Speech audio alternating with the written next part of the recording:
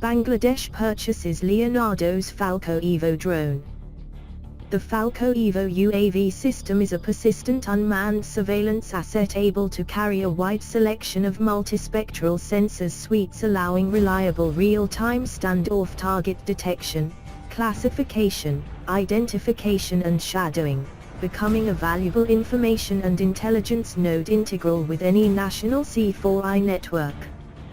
The specific characteristics of deployability, multi-mission capability, mission endurance and reduced logistic footprint represent a true and effective system solution, providing valuable loss and BLOS targets detection, tracking and identification in ground, littoral and maritime environments. It is aimed at dual-use requirements providing 24/7, all-weather persistent regional surveillance capability,